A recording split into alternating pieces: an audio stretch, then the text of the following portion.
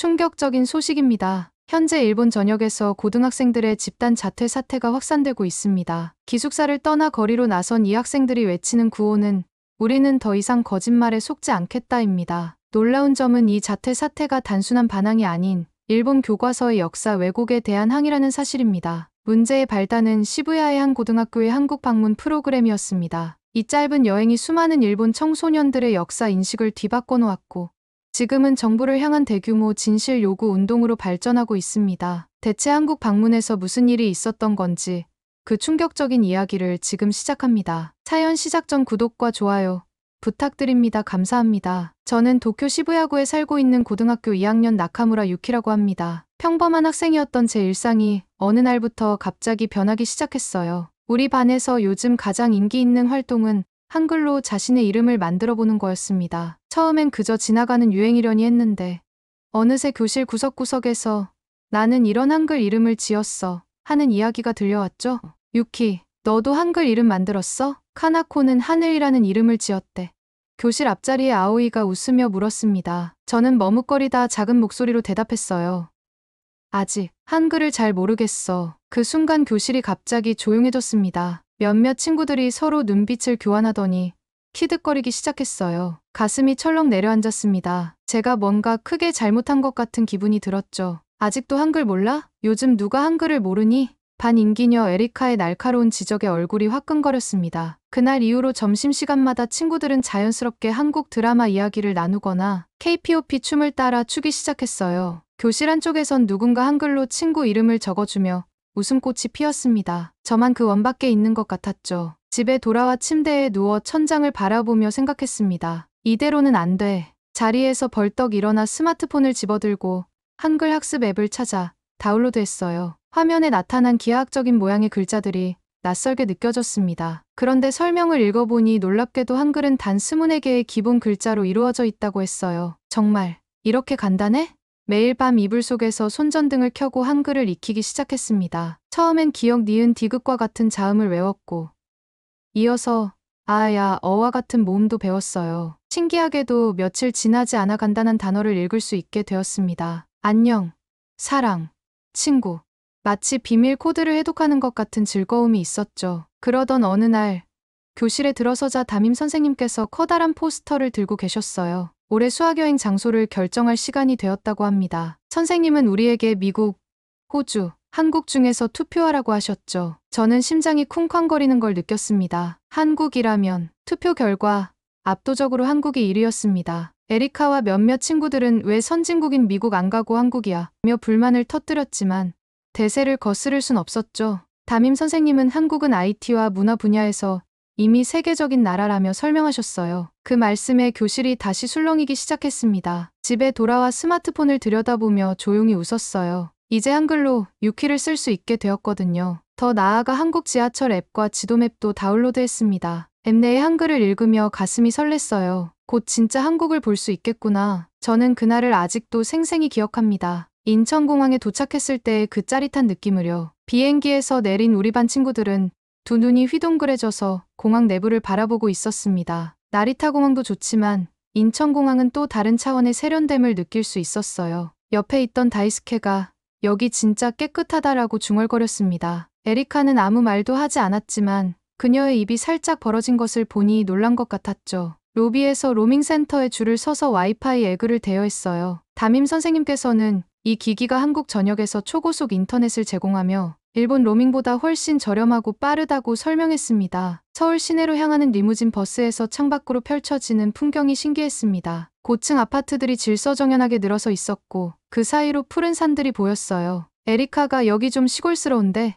라고 작은 목소리로 말했지만 한강을 건너자 그녀의 표정이 변했습니다. 강변의 아름다운 모습에 모두가 감탄했어요. 숙소에 짐을 풀고 첫 일정으로 지하철을 타보았습니다. 지하철역은 깨끗하고 체계적이었어요. 무인 발권기에서 티머니 카드를 구입하는 과정에서 저는 한글을 읽을 수 있다는 사실에 은근히 자부심을 느꼈습니다. 반에서 조용한 미카가 유키는 한글을 배웠구나. 나도 좀 알려줘라고 다가왔어요. 지하철에 탑승하자 천장에 디지털 시간표가 눈에 들어왔습니다. 다음 역까지 초 단위로 표시되고 지하철 내에서도 와이파이가 완벽하게 되는 점이 놀라웠어요. 에리카는 일본보다 더 좋아 보이는데 라고 작은 목소리로 중얼거렸습니다. 저녁 식사 전 자유시간이 주어졌을 때 대부분의 친구들은 명동으로 향했지만 저는 다른 길을 선택했어요. 진짜 한국인들의 일상이 궁금했거든요. 그래서 지도 앱을 열어보고 근처의 서울시립도서관을 찾아 발걸음을 옮겼습니다. 도서관으로 향하는 길, 골목마다 깔끔한 쓰레기통과 분리수거함,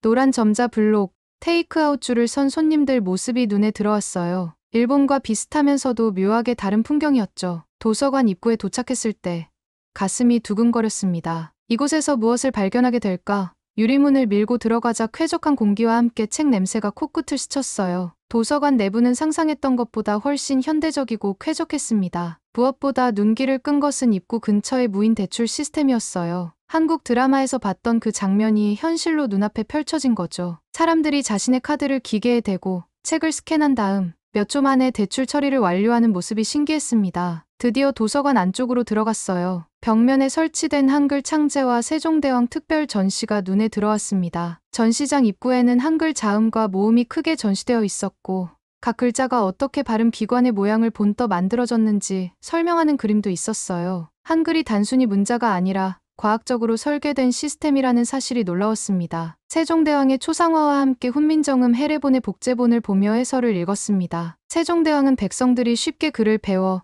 지식에 접근할 수 있도록 한글을 만들었다고 했어요. 백성을 위한 글자, 누구나 쉽게 배울 수 있는 문자, 그 문구가 제 마음에 깊은 울림을 주었습니다. 우리 일본의 히라가나, 가타카나, 한자로 이루어진 복잡한 문자 체계와는 대조적이었어요. 한글은 단 24개의 기본 글자로 모든 소리를 표현할 수 있다니 그 효율성과 민주적 가치에 감동했습니다. 체험 코너에서 붓펜으로 유키라는 제 이름을 한글로 써보았어요. 첫 시도치고는 꽤 잘 쓴 것 같아 내심 뿌듯했습니다. 시간 가는 줄 모르고 전시를 보다가 문득 시계를 보니 자유시간이 거의 끝나가고 있었어요. 출구 근처에서 한 할아버지가 어린아이들에게 한글을 가르치는 모습이 눈에 들어왔습니다. 세종대왕님께서 백성을 위해 만드신 글자란다. 누구나 하루만 배우면 읽을 수 있지. 할아버지의 말씀이 들려왔어요. 제가 한글을 독학했던 경험과 겹쳐지면서 그 말이 더욱 와닿았습니다. 숙소로 돌아가는 길, 머릿속은 온통 세종대왕과 한글에 대한 생각으로 가득 찼어요. 일본에서는 배울 수 없었던 새로운 관점,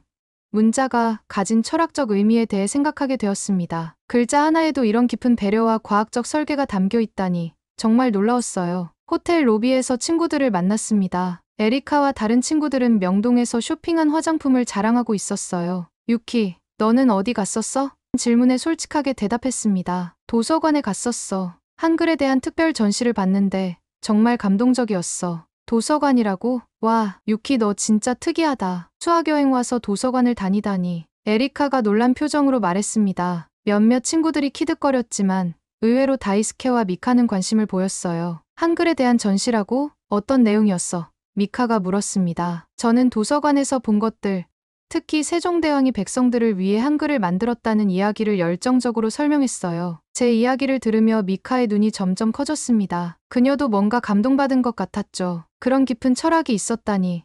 나는 몰랐어. 미카가 진심으로 말했습니다. 저녁 식사는 한국의 전통 음식점에서 했어요. 불고기, 된장찌개, 각종 반찬들이 테이블 위에 가득 차려졌습니다. 친구들은 처음 보는 음식에 호기심 가득한 표정으로 젓가락을 들었어요. 저는 김치를 맛보고 그 독특한 매운맛에 놀랐지만 의외로 맛있었습니다. 식사 중에 문득 궁금한 점이 생겼어요. 오늘 도서관에서 보고 느낀 것들이 계속 머릿속을 맴돌았거든요. 여러분, 우리나라에는 왜 이런 게 없는 걸까? 저는 조심스럽게 물었습니다. 뭐가? 다이스케가 물었어요. 그러니까 모든 사람이 쉽게 배울 수 있게 만든 문자 체계 같은 거. 우리는 히라가나, 가타카나, 한자까지 배워야 하잖아. 너무 복잡하지 않아? 테이블이 순간 조용해졌습니다. 에리카가 목을 가다듬더니 말했어요. 우리는 원래 더 우아하고 전통 있는 나라야. 복잡한 만큼 깊이가 있는 거지. 그 말에 대부분의 친구들이 고개를 끄덕였습니다. 하지만 저는 뭔가 석연치 않은 느낌이 들었어요. 근데 왜 한글은 24글자로 누구나 배우게 만들었을까? 너무 감동이었어. 글자에도 철학이 있다는 게 놀라웠어. 제 질문에 담임 선생님께서 끼어드셨습니다. 유키,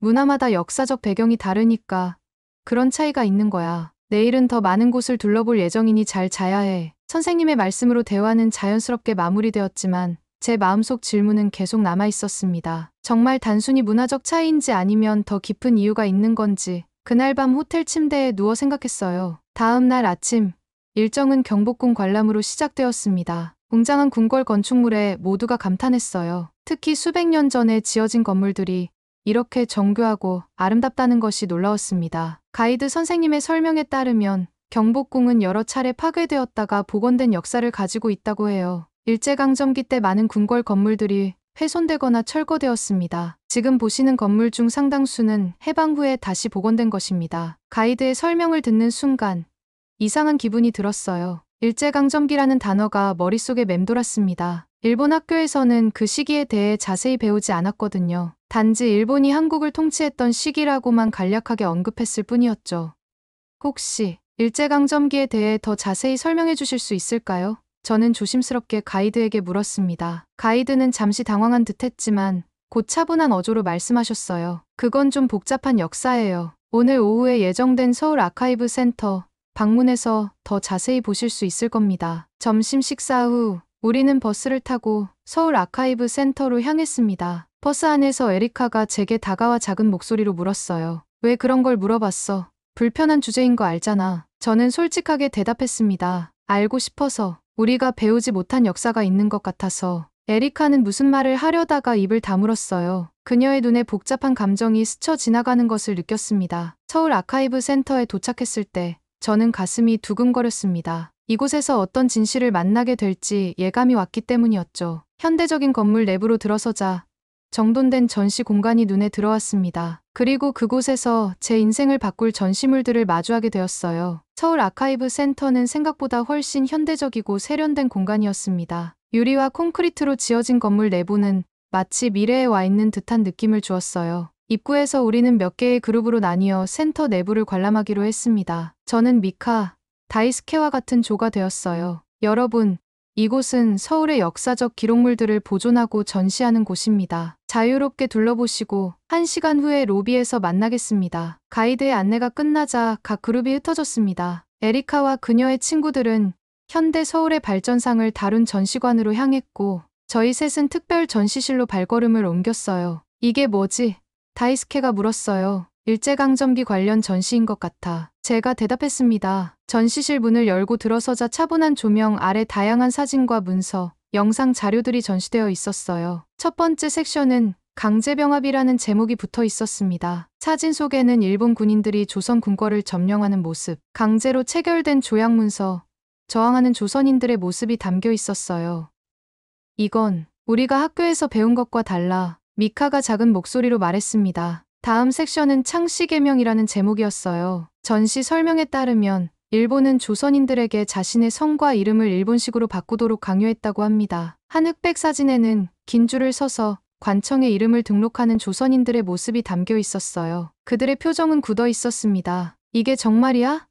다이스케가 믿기지 않는다는 듯이 물었습니다. 전시 한쪽에 설치된 터치스크린에는 창씨 개명된 이름들과 원래 이름이 나란히 전시되어 있었어요. 손가락으로 화면을 쓸어내리며 수백 개의 이름을 보는데 가슴이 묵직해졌습니다. 이건 단순한 이름 변경이 아니라 정체성을 빼앗는 행위였다는 것을 직감적으로 느꼈어요. 더 걸어가자 강제징용이라는 섹션이 나왔습니다. 탄광과 공장에서 강제 노동을 하는 조선인들의 사진, 일본으로 끌려가는 젊은이들의 모습, 열악한 환경에서 작업하는 장면들이 전시되어 있었어요. 특이한 영상 자료가 제 시선을 사로잡았습니다. 그것은 생존자의 증언 영상이었어요. 90대로 보이는 할아버지께서 당시 경험을 이야기하고 있었습니다. 16살에 끌려갔지요. 탄광에서 하루 12시간씩 일했습니다. 밥도 제대로 못 먹고 많은 친구들이 죽어갔어요. 지금도 그 시절 생각하면 가슴이 아픕니다. 영상 속 할아버지의 눈에 눈물이 고였습니다. 저도 모르게 제 눈에서도 눈물이 흘렀어요. 일본 학교에서는 이런 이야기를 한 번도 들어본 적이 없었습니다. 어떻게 이런 중요한,